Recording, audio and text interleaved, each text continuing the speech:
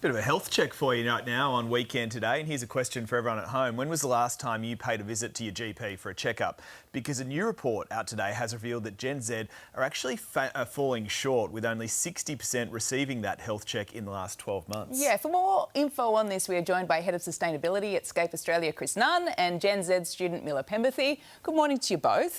Chris, this is really concerning. What exactly are the figures showing us?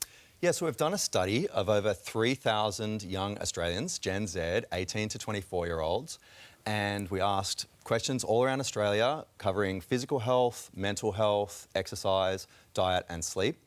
And the primary findings were, in terms of physical health, about 2/3 of people saying they're in good physical health, 75% exercising regularly, 80% rarely smoking, if not smoking, not vaping, 50% saying, I don't drink alcohol either never or rarely, so some really positive physical health habits.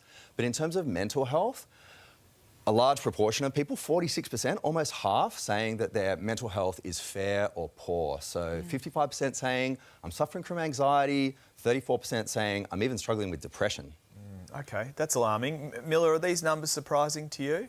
I guess not really, but I guess from the people that I know that a lot of people do struggle with mental health, and it's a topic that not everyone feels that they want to speak up about because, you know, given that, I guess, like through being passed through generations, it's a bit of a taboo topic in terms of mental health, yeah.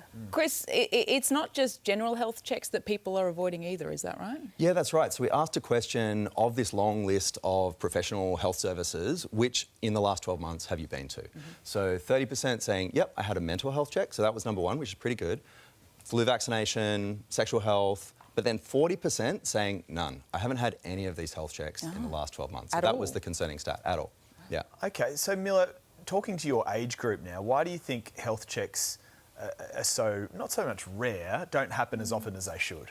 I think that even though our generation knows the risks that are there, I think that with things like everyday life, like work, uni, all these other stresses, we aren't finding the urgency to get these tests, and we might not even know the process on how to go about that sort of thing. The urgency all the time in many cases as well. People are distracted. And that's reinforced by the stats in the survey, with a lot of people saying, what's the number one thing affecting your well-being?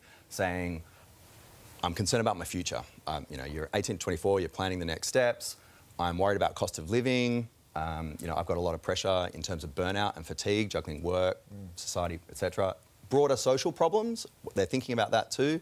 So housing affordability is number one in the survey, and then gender-based violence and climate change. So they've got a lot on their plate, and so maybe they're not having the self-awareness to recognise the need for support, or maybe there's financial constraints as well. Okay. Well, Chris and Miller, thank you for drawing our attention to this morning. Thanks for joining us. Very important, thank you.